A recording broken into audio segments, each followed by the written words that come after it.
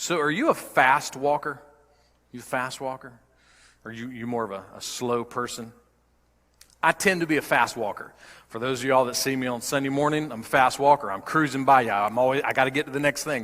There's always 100 things happening in my life, and I got to get to the next one. So I'm moving. And when I'm shopping, it's interesting. Generally speaking, when I shop, and I don't shop a lot, but when I do shop, I tend to be a laid-back browser. I just kind of hang out. I just browse, see what's going on, except for one place, and that's Walmart. I do not browse at Walmart. I am a fast walker to Walmart. I'm a fast walker inside of Walmart. I'm a fast walker out of Walmart. I don't know what it is. No disrespect to anybody that works at Walmart. It's just that place. In and out. I'm just trying to get in and out fast as I can. So a few months ago, I was about an hour away down at my parents', and I was at their Walmart, and I was going to pick up something for them, and I'm moving. Fast from the car, fast to the door. I get through that first set of doors, and then I get to the second set of doors, and when I get to the doors, I'm moving, and the doors didn't open. And I'm moving way too fast to be able to respond to the doors not opening. So the doors didn't open, and I slammed into the doors. Now, of course, what I did next was I stopped and looked around. Did anybody see me do that? Hopefully no one saw me. And thankfully, no one, at least as far as I know, no one saw me. I also learned something about myself that day, and that is I am not a face-first guy. I'm a gut-first guy, because my face did not hit the doors, but my gut did. So I don't know if that's just because it's big, it just automatically was first, or what. But I was thankful I didn't hit my face. So of course I step back and I kind of do my foot again, somewhere in front of the door. Okay, maybe it just caught. And then I wave my hands like this is some magic trick. Wave your hands in front of the automatic doors and they'll open. But nothing happened. So I waited for somebody to come out. I walked over to the left. I went through the exit doors. And then I walked and I found the little Walmart greeter, and I just said, hey, I think the doors are not working. And she looked at me with this really nice smile, and she said, okay. She said, I'll have somebody check on that. But I couldn't help but think that behind that smile there was a little smirk, and that her and her friends were standing off in the corner, and they saw me hit the door. They saw it. Oh, no, it's fine. Yeah, okay, yeah, I'll let her. I think they saw it. Maybe that's just me. Maybe you've never walked into a door. I don't know. I'm thinking most of us have at least one time in life. But we all walk through doors, don't we? You had to walk through at least 2 doors to get in this room. There's lots of doors in life. There's lots of doors that we have to walk through in life. Some of those doors are a little easier to walk through, right? Like the doors at the ice cream shop, those are kind of easy doors to walk through. Some of them are harder, like the doors at the emergency room, not as easy to walk through those doors. Sometimes in life we don't know which door to walk through, right? We're not sure. And then other times we can't sleep at night because we're wondering, did I go through the right door today? Did I take the right door? So looking back over your life this past week, what kind of doors have you been through? What kind of doors have you walked through this past week? And are you wondering, maybe even still today, hey, did I go through the right door?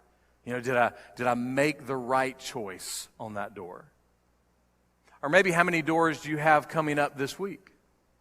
How many doors are waiting for you starting this afternoon or Monday or Tuesday or Wednesday or whatever day this week? And those doors right now, are they creating any anxiety in your life? Any stress, any uncertainty? You're trying to figure out, which doors you need to go through. There's lots of doors in life, and today we begin a new series called Doors. We're going to be taking some time to look at some of the most defining doors that we have in life, the most defining doors that we deal with day after day after day. And my hope is that as we look through this series, that you might be able to find some hope and some confidence for all the doors that you will have to go through in life, and especially the ones that we mention in the weeks to come. And so today we begin with what we are calling tiny doors. Our message today is tiny doors, and we'll be looking at James's letter in the Bible, James chapter 1, beginning with verse 13. And this is what James says. No one is to say when he is tempted, I am being tempted by God. For God cannot be tempted by evil, and he himself does not tempt anyone. So what kind of sin have you been tempted with this week? I read a story years ago about a young priest that was going into the confessional for the first time with an older priest, listening to the confessions, and at the end of the day, the older priest said to the younger priest, look, when people get through with their confession, you have to quit saying, wow. You know, sin shouldn't be surprising, right? I mean, we all see the impact and the effects of sin every single day. So sin and temptation shouldn't be something that surprises us. In fact, from the very first days on earth, the enemy has constantly been baiting us with the promises of sin. And no one's exempt. All of us are baited with the promises of sin. All of us are tempted. But here's the problem with the promises of sin. They're all lies. None of them are true. Sin never delivers what it promises. Never.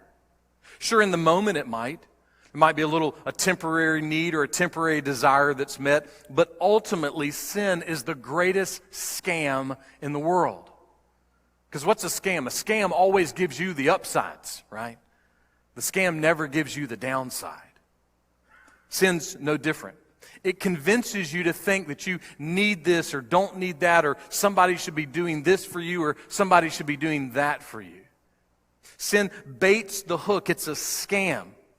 The enemy, the devil, he baits the hook hoping that you will do something to grab that bait because you are convinced there's something else you need. There's something else you should have. You know, we have these two things in our culture today, YOLO and FOMO. You know, you only live once, and the fear of missing out. Those are two of the biggest baits that the enemy has in life right now. It creates this fear. I have to do this. I have to go there. I have to experience this. And if I don't, for some reason, I am going to miss out. It is a lie. It's a lie. And it's the best bait he seems to have out there these days. You see, no matter what the bait is, the goal of the enemy never changes. Jesus said it like this in John chapter 10. He said, the goal of the thief, the goal of the enemy is to steal and kill and destroy. Don't miss that math, okay? Be clear about the enemy and his secretive agents. Their goal is not to scare, kick, and discourage. It is to steal, kill, and destroy. That's the bait. And the bait's always out looking to see if we'll take a bite. So what do we do? What do we do with sin and temptation? What do we do when the bait comes our way? Well, one of the biggest things we have to do is we have to learn to own one universal truth. It's true for every single person, past, present, and future. And that universal truth is this: your sin is your sin. Ultimately, your sin is not God's fault. It's not your parents' fault. It's not your spouse's fault. It's not your teacher's fault or your coach's fault or your pastor's fault or your barista's fault. It's no one else's fault. You cannot take your sin and peg it on someone else. You especially can't peg your sin on God. God, by his very nature, is holy, holy, holy, meaning he is other. He is perfect, perfect, perfect. And so sin cannot even come near to God. You could say there is a restraining order, eternal, everlasting, constant, when it comes to sin and God. Sin cannot get close to God. Therefore, we cannot blame our sin on God. He has nothing to do with it. Paul was writing to the church at Rome, and he was trying to talk to them about how all of us end up in this web of sin and temptation. And this is how he described it. Romans 1:25. For they exchanged the truth of God for falsehood. When we sin in that moment, what we are doing is this: we are exchanging the truth of God for falsehood, for lies. In that moment, we are believing the lies of sin instead of the promises of God. There is an exchanging that's going on. The enemy baits the hook, and he's hoping that we will take that hook and we'll believe in those lies and ignore the promises of God. But God does not bait any hooks. It's not his character. It's not his nature. We cannot say, well, God did this. Now, someone may say, okay, fine. So God doesn't tempt me to sin. But this is how he made me. This is just who I am. There's nothing I can do about it. That math doesn't work if you profess to be a Christian. See, the very nature of what it means to be a Christian is that the gospel has initially changed you, and it is by design changing you.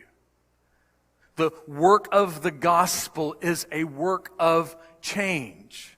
Paul used to be called Saul. John Newton used to be a wretch, lost in sin. I used to be a good church-going kid on the way to hell. See, the gospel changes the story. It changes the narrative. The gospel is always at work changing the exchanging. The gospel is at work trying to make sure that we don't constantly keep changing the promises of God for the lies of sin. Rather, the gospel is working to try to do an opposite exchange, trying to get rid of the lies and keep pouring in the truth. The exchanging is always happening. But is it truth for lies or lies for truth? Years ago, my son and I got a CD. It was a CD with a bunch of hip-hop and rap songs and some testimonies and some teaching. And the name of the CD was Before You Die. And I went looking for it. I can't find it anywhere. I guess it's not available anymore. But it was this pretty in-your-face, confrontational, but gracious presentation of the gospel. And this before you die mantra got real clear as you begin to listen to the message of the songs and listen to the message of the testimonies and listen to the message of the truth of the Bible. I had a friend that got one of those CDs, and he gave it to a friend of his who had been witnessing to a young man in his neighborhood. The young man was not a Christian, and he was prone to listen to the kind of hip-hop and rap music that usually has the warning labels on the front. And so he gives him this Christian CD with these songs that he's familiar with the style, and he said, hey, I'd love for you to listen to this. The next day, that guy opened his door, and there was the young man at the door. And in a moment, he looked at him and realized that something was different. That young man had gone and listened to that message, Before You Die. He had heard the truth of sin and temptation and death. It got very real to him. But he also heard the message of the gospel. The message of the gospel got very real to him. And in one night, an exchange happened. In one night, his heart was captured with the reality of sin and temptation and evil and death. And his heart was also captured with the beauty and the glory of the gospel. The gospel is always changing the exchanging. But be clear, the gospel is a message of change. The gospel is an instrument of change. To be a Christian, a dominant part of being a Christian is that you are always changing. Let me repeat that. If you profess to be a Christian, a dominant part of your life is that you should always be changing. Here's the thing, though. You're a sinner, and so am I. And you know what's true about us sinners? None of us like to change. None of us. We don't like it. In fact, if we aren't careful, we will choose a spouse, and we'll choose a job, and we'll choose a neighborhood, and we'll choose a church, and we'll choose friends, and we'll choose our leisure organizations and our service organizations and our charity groups. We will choose all the things in life that allow us to keep living in our sin. We will choose things that keep us to not have to change, that let us kind of stay who we are and not make any changes in life, even though it is sin that is rotting away our souls. And ultimately, that sin is actually keeping us from being fully satisfied. Because full satisfaction only comes through the gospel and through Jesus. So we don't want to be like that. We don't want to be sinners who refuse to change. We want to hate what is evil and cling to what is good. And we want to be the kind of sinners that we thirst and hunger for change. Let me repeat that. We want to be the kind of Christians and sinners that thirst and hunger for change so that we will keep becoming more and more and more like Jesus. Why?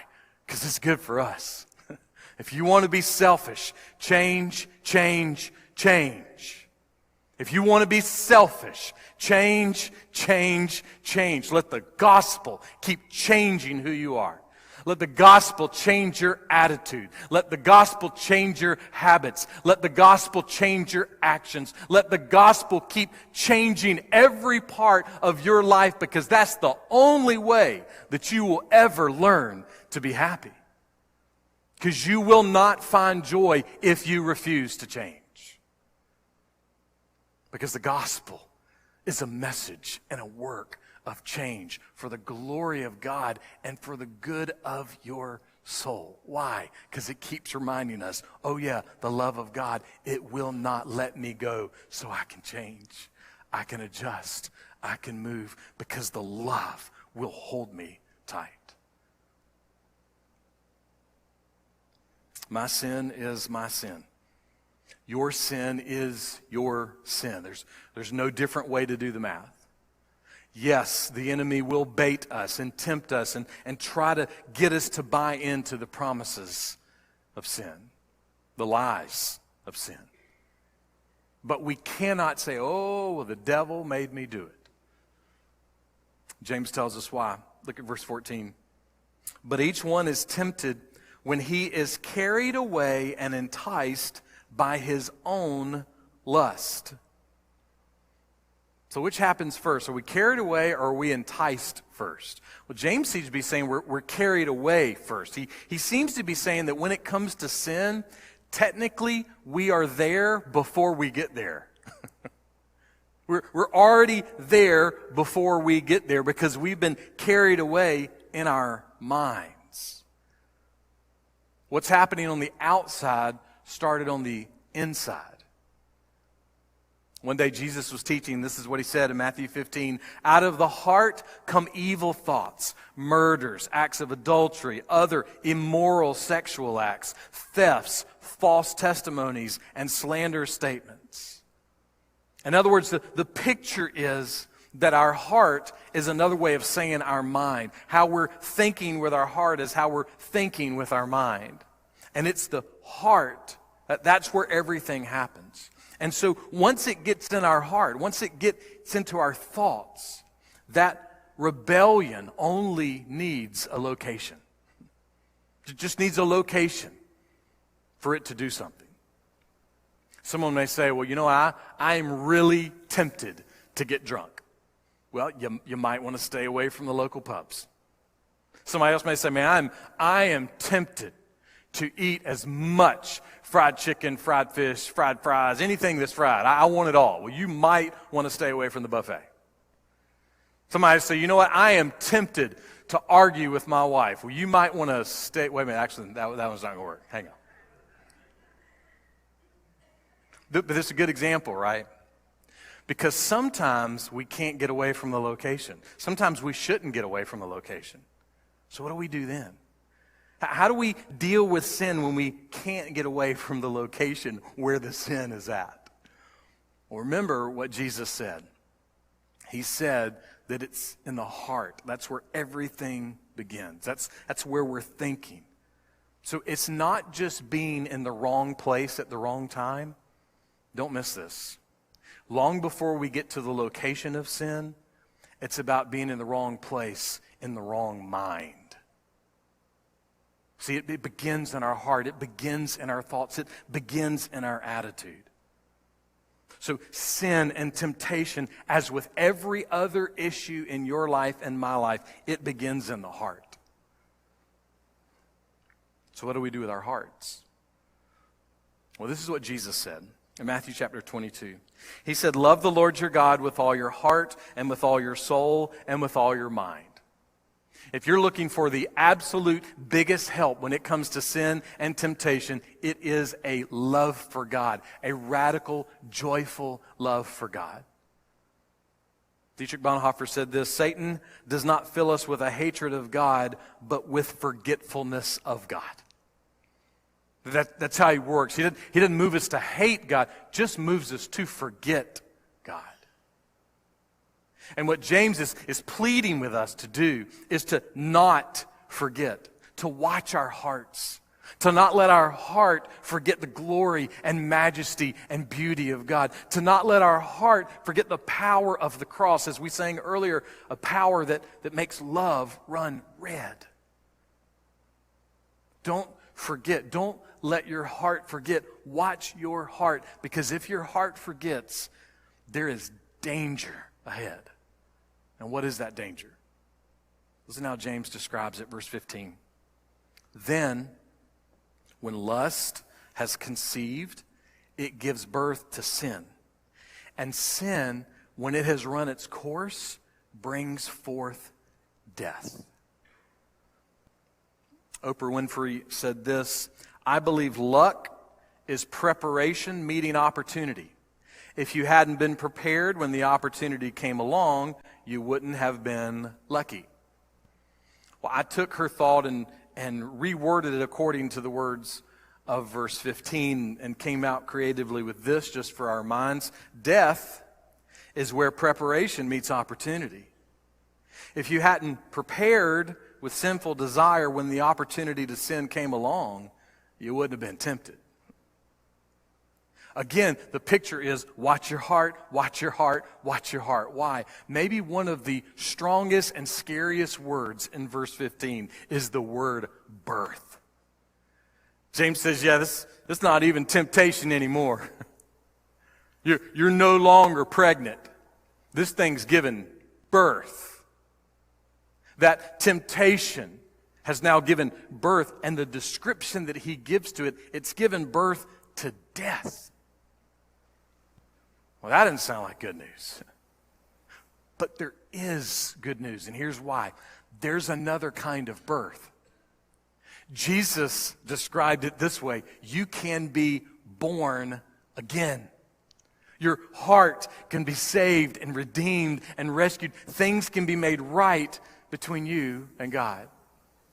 You can believe in the truth about Jesus. Death does not have to be your final destination. As we've shared from Brandon Clements the last few weeks, that we can breathe easy because death is no longer our fate. That's what it means to be in Christ. We can believe in Jesus. We can confess that his story is not a fairy tale, but it's the hope of our life. It's the hope of our eternity.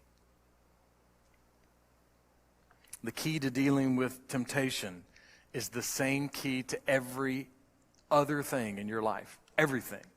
And that key is Jesus. It might sound like religious hocus pocus, but it's true. The key to everything in life is Jesus. Where you are with Jesus, how you're thinking about Jesus, how you're following Jesus. I read something this week where an older pastor was being asked how he could still stay relevant working with young people. And he said, I'm not relevant. It's like I'm in my 60s. He said, but my message hadn't changed. I just keep talking about Jesus. He said, if you talk about Jesus, you're going to be relevant. Because there's never a moment in history that Jesus has not been relevant. So what's the best way to follow Jesus, to connect yourself with Jesus when it comes to temptation? James tells us, verse 16, do not be deceived, my beloved brothers and sisters. The best way to deal with temptation is to not be deceived. In other words, don't believe the lies of sin. Sin will make us lots of promises, but they are all lies. And don't forget that sin desires to do one thing, kill you. Spiritually, emotionally, and yes, sometimes sin longs to kill you physically. Sin's desire is to kill you. So don't pretend to love Jesus. Don't pretend to love Jesus, because if you only pretend to love Jesus, sin will win. No, do the opposite. Don't pretend to love Jesus. Believe in Jesus. Trust in Jesus. Rely on Jesus. Cling to Jesus and keep doing it over and over again, and you can and will win. Why? Because of what Emily and Stacy played. Oh, love that will not let me go. You see, believing in Jesus and keeping on believing in Jesus when you don't want to, when you don't feel like it, when you think that a pandemic or a war or cancer or a divorce or a rebellious child or any other thing in life, when we think, well, this is a big deal, this is a gigantic deal, for this I don't have Jesus. No, that's bad math.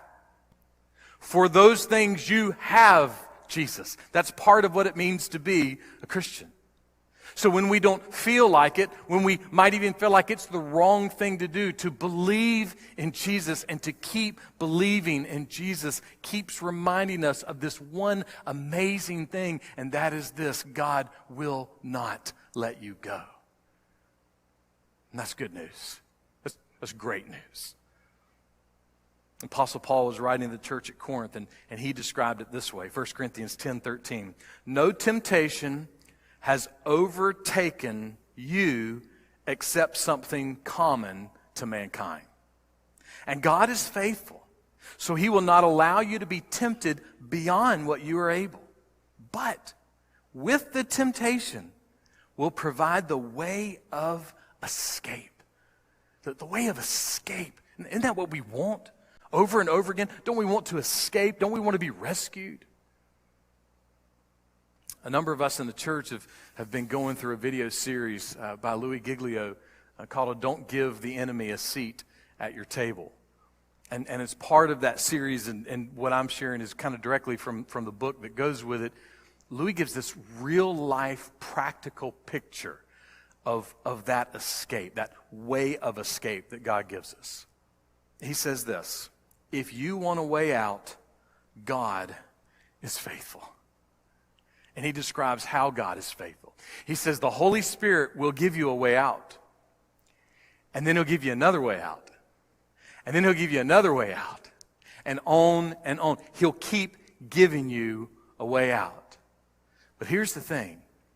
The doorways will get smaller the longer you ignore God. The more you walk into that sin, the more you stay in that sin, the doors are going to get smaller. And the consequences are going to get worse as well. But even then, there's still a way out. God is still working. He's still providing. And Louis describes it this way. The first doorway is a regular-sized door. He says your first way out is like a regular-sized door that you'd see almost anywhere. And it's there. The Holy Spirit gives you the door. Here you go. Here's your way out. But you may ignore that door.